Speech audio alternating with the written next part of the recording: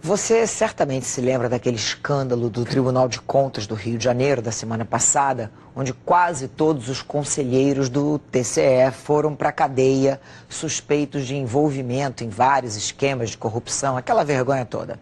Pois bem, depois de cancelar as sessões por falta de quórum, na verdade, excesso de cadeia, né? O tribunal vai voltar a trabalhar amanhã. Agora, a questão é como isso vai acontecer.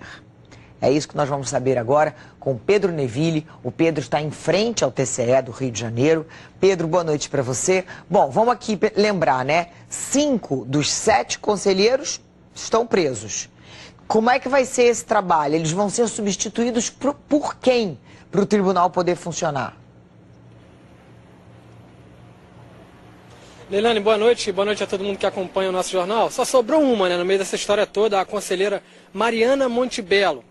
E ela, na condição agora de diretora interina do Tribunal de Contas do Estado, nomeou, quer dizer, convocou 3 auditores substitutos, os 3 que a casa tem. Não pode, pelo regulamento da casa, não podem os 3 participarem de sessões plenárias ao mesmo tempo. Mas amanhã vão, Leilane. O procurador-geral aqui do TCE indicou que seria uma medida antijurídica, esse foi o termo que ele usou em nota oficial, antijurídica, vetar a participação dos 3 ao mesmo tempo, apesar disso estar no regimento, porque atravancaria a fiscalização das contas do Estado, impediria o TCE de funcionar no seu degrau maior, que é justamente ali o plenário. Então amanhã, o Diário Oficial do Estado vai publicar que o plenário vai voltar a acontecer com 3 substitutos e uma titular, quer dizer, o banco de reservas vai ser usado aí, porque é uma situação atípica, está todo mundo preso. E por falar em todo mundo preso, eles tiveram prisão temporária, venceria no último domingo, mas o Superior Tribunal de Justiça prorrogou até a próxima sexta-feira, pelo menos. Estão todos lá no complexo penitenciário de Jericinóis, aliás, na mesma cadeia, no mesmo presídio do ex-governador Sérgio Cabral, à exceção do Aloysio Neves, o presidente do TCE, que está preso em casa por questões de saúde. A gente mostrou no fim de semana, quem conseguiu acompanhar a Globo News, viu em primeira mão no fim de semana que a gente exibiu trechos da delação do Jonas Lopes, que foi justamente quem motivou essa operação toda da Polícia Federal. Ele falando, entre outros pontos importantes, que, segundo ele, que o governador Luiz Fernando Pezão participou dessa articulação de propina na época que era ex-governador ainda lá em 2013, depois voltou a atuar em 2015, e agora a gente vai ver numa nova reportagem, assinada aí pela Mariana Queiroz, mais trechos da delação também importantes, como, por exemplo, uma suposta propina que teria sido paga a um desembargador do Tribunal de Justiça para que ele vetasse uma CPI do TCE. Vamos ver, Leilane. Em depoimento, Jonas Lopes falou sobre a CPI do Tribunal de Contas do Estado, que aconteceu entre 2008 e 2009 na Assembleia Legislativa do Rio. Jonas Lopes ouviu dizer que o conselheiro José Gomes Graciosa pagou propina a um desembargador do Tribunal de Justiça para obter uma liminar. O objetivo seria impedir que a investigação contra ele continuasse. O delator afirma que não se lembra do nome do desembargador. A Globo News consultou o site do Tribunal de Justiça do Rio. Em 2009, 2 desembargadores do tribunal chegaram a conceder liminares, suspendendo os trabalhos da CPI do TCE. Luiz Leite Araújo e Nascimento Póvoas. Segundo Jonas Lopes, outros conselheiros do TCE também pediram essa liminar, mas sem pagar propina ao desembargador. Em outro trecho da delação, Jonas Lopes diz que em 2003, Graciosa pediu a ele que fosse ao Detran e à SEDAI, a Companhia de Água e Esgoto do Rio de Janeiro, para ajustar o pagamento de R$100 mil de cada instituição, para complementar a mesada do TCE. Graciosa teria indicado que Jonas Lopes acertasse o esquema com o então deputado federal Eduardo Cunha. Isso porque durante o governo de Rosinha Garotinho foi concedido a Eduardo Cunha o poder para nomear toda a diretoria da SEDAI e da Prece, o fundo de pensão dos funcionários da companhia. Jonas contou que foi a Brasília e se encontrou com Eduardo Cunha. Relata que Cunha xingou Graciosa, dizendo que o conselheiro seria muito ganancioso. Cunha disse ainda que a mesada de R$300 mil que o governo do estado dava ao TCE seria para contemplar toda a estrutura do executivo, o que inclui a SEDAI. Segundo o depoimento de Jonas Lopes, diante da negativa de Cunha, Graciosa iniciou uma devassa na prece, o que prejudicou os gestores desse fundo. Jonas Lopes disse ainda que a SEDAI não pagou a propina ao Tribunal de Contas do Estado, mas que o Detran, sim.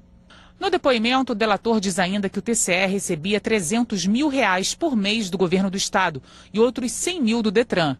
Ele não soube dizer a origem da propina paga pelo governo. Em outro trecho da delação, Jonas Lopes fala sobre vantagens que José Gomes Graciosa teria recebido no fim da gestão de Rosinha Garotinho, em 2006. Na época, José Gomes Graciosa era presidente do TCE. Segundo Jonas Lopes, Graciosa teria recebido vantagens de prestadores de serviço do Estado. Jonas Lopes afirma ainda que depois de ficar sabendo dos benefícios recebidos pelo conselheiro Graciosa, procurou Antony Garotinho, marido e secretário de Rosinha, alertando da necessidade de controlar o pagamento dos fornecedores do Estado. No depoimento, Jonas Lopes diz que Garotinho passou então a despachar diretamente na Secretaria de Fazenda para manter o controle dos fornecedores que tinham as faturas pagas pelo governo. O delator acredita que isso fez com que Graciosa parasse de receber dinheiro dos fornecedores. Novas revelações, assombrosas revelações. Vamos às respostas. Sobre a propina de R$300 mil que Jonas Lopes disse que os conselheiros recebiam do governo do Rio de Janeiro, a ex-governadora Rosinha Garotinho afirmou que nunca tratou desse assunto com qualquer conselheiro do TCE. Ela disse também que não se responsabiliza se empresas deram dinheiro aos conselheiros para aprovação de projetos por conta própria. Rosinha garante que mantinha com o tribunal relações estritamente institucionais. O Tribunal de Justiça do Rio de Janeiro informou que Nascimento Povos e Luiz Leite Araújo, aqueles desembargadores que suspenderam a CPI do TCE na Alerj lá atrás, em 2009, esses dois estão aposentados. Nós não conseguimos contato com eles, nem com o conselheiro José Gomes Graciosa, que está preso, e a nossa produção também procurou a defesa do ex-deputado Eduardo Cunha, mas ainda não tivemos nenhuma resposta. Quero ouvir sobre este assunto Cristiana Lobo. Cris, que coisa, hein? Com esse novo trecho a gente vê aí outros governadores sabendo e participando desse esquema, uma situação absurda que até Eduardo Cunha reclamou, para Eduardo Cunha reclamar da ganância dos conselheiros, e isso há tanto tempo vem acontecendo, né? Pois é, Leilani, isso é uma coisa importante da gente observar. Nessa reportagem, duas coisas me chamaram a atenção. Uma é a conclusão que a gente pode chegar que corrupto em geral é bem ganancioso. Não é a primeira vez que há uma reclamação de ganância de um que levava uma mesada. E outra coisa é isso. O secretário passa a despachar na Secretaria de Fazenda para vigiar ali se haveria repasse ou não de recursos. Isso, segundo o delator, teria acontecido no governo Rosinha Garotinho. De lá para cá, são 17 anos, ela começou em 2003, não é isso? E até 2017, então são 14 anos aí de corrupção. Nesse período aí, o Rio teve uma fase de um orçamento altíssimo com a participação do petróleo, dos royalties do petróleo. Mas nem por isso um índice social do governo do estado do Rio teria melhorado de forma substancial. Teve um momento que a educação melhorou, sim, mas nada de tão substancial, nem na segurança, nem na educação e nem na saúde. Na segurança por um tempo, mas as coisas não continuaram. Então a gente está vendo que a corrupção no estado do Rio devastou o orçamento, porque ela vem de longe, vem num percentual de ganância que os próprios delatores falam, e o que é mais importante é que essa operação ela vai continuar. A gente conversando com investigadores, eles dizem que essas etapas do Rio de Janeiro hoje são as mais importantes do momento, porque a Lava Jato do Paraná ela já está quase concluindo o seu seu trabalho inicial. Falta essa parte dos políticos, que é aqui em Brasília, no Supremo Tribunal Federal. Mas como processo de investigação, este filhote da Lava Jato é a coisa mais importante que está acontecendo no momento. E depois dessas delações, pode até ter outros estados igualmente importantes. Mas em termos de volume, acho que o Rio de Janeiro está ali nas cabeças de campeão. Isso explica por que o Estado chegou onde chegou, vem sendo tungado aí há décadas. Exatamente. Obrigada, Cris.